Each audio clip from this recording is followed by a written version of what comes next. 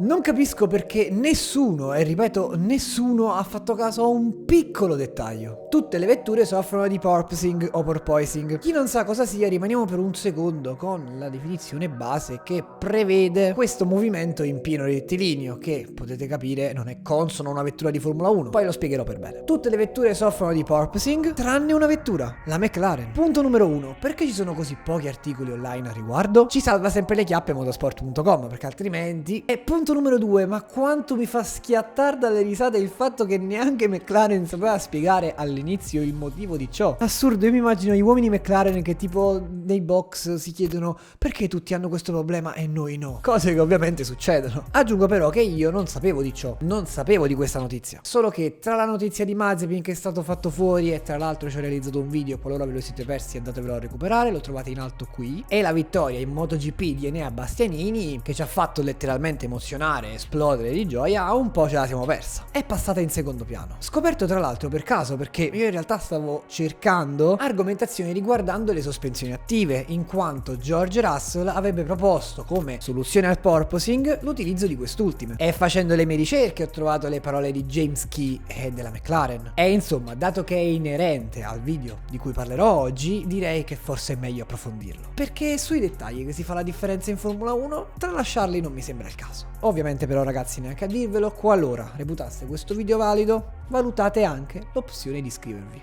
È gratis. Mi rendete felice per 1 minuto e mezzo. Con ordine però, fast and furioso, cos'è il porpoising? E non porpoising. Porpoising. Ed essendo una parola di natura inglese, già spiegato precedentemente ed è per questo che sarò rapido, in italiano significa pompaggio. Ed è un fenomeno che porta le vetture di Formula 1 in pieno rettilineo a saltellare come dei delfini. E perché si manifesta ciò? Siamo in pieno rettilineo full gas 270 km/h e l'ala anteriore viene portata verso il basso, spinta dal carico che essa stessa genera.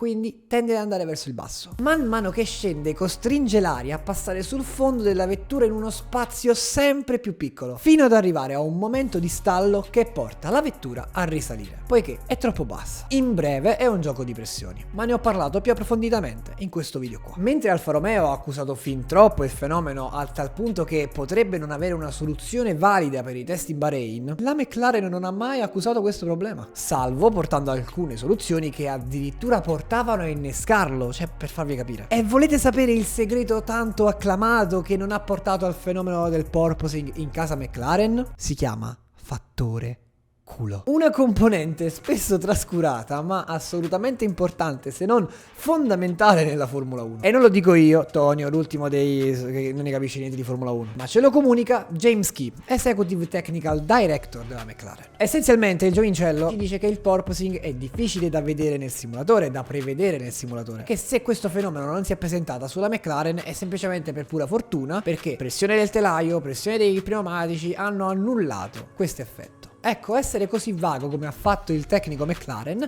non è proprio nel mio stile e quindi analizzando le immagini, leggendo articoli su internet, c'è una motivazione più valida. E quindi pongo dettaglio ai vortici creati dalle gomme anteriori. Adesso, rendendo le immagini in negativo, si può ben notare come questi vortici siano più carichi di energia rispetto a un eventuale Ferrari o anche perché Mercedes. E quindi possiamo già dare una conclusione già più approfondita rispetto a quello che ci ha dato la McLaren. Semplicemente i vortici generati dalla McLaren generano una spinta maggiore sull'asfalto che la rende meno propensa allo stallo. Chi però aggiunge, ed è importante perché ci porta a Russell, questo fenomeno non è poi così facile da sbarazzare come sembra. Ferrari ha portato una soluzione vincente per quel di Barcellona. Questa correzione quindi potrebbe non valere per un circuito, per esempio come quello di Zandvoort. Cito sempre quest'ultimo a paragone con quello di Barcellona perché oltre alla staccata di curva 1, il circuito presenta tante curve veloci e tante curve lente, tanti saliscendi, sono delle piccole montagne russe. Quindi una configurazione dettata magari più sulle curve che sul rettilineo potrebbe appunto andare in contrasto con il porpoising. Ma qui ammetto i miei limiti, si entra un po' troppo nel dettaglio e così certo di queste ultime parole non posso esserlo. Quindi tornando a noi,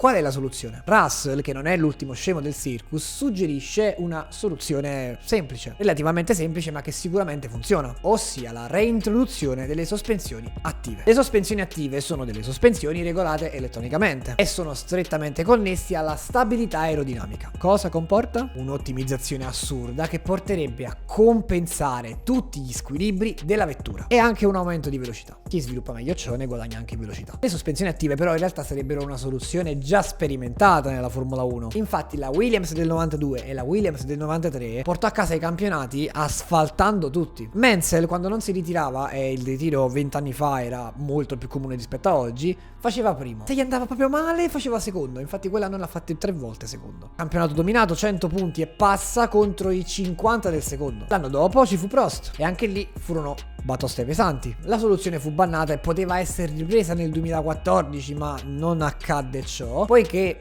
la storia ci insegna che chi vince deve essere un po' ucciso, un po' per preservare lo spettacolo, un po' perché la FIA ci ha abituato così. A conferma di ciò, gli anni successivi abbiamo la Ferrari degli anni 2000, uccisa per poi dare spazio a Red Bull, uccisa per poi dare spazio a Mercedes, e soltanto nel 2021 perderà il titolo piloti ma non quello costruttori. E quindi sospensioni attive sì o no? Nel dubbio iscrivetevi. Da Tonio è tutto, passo e chiudo.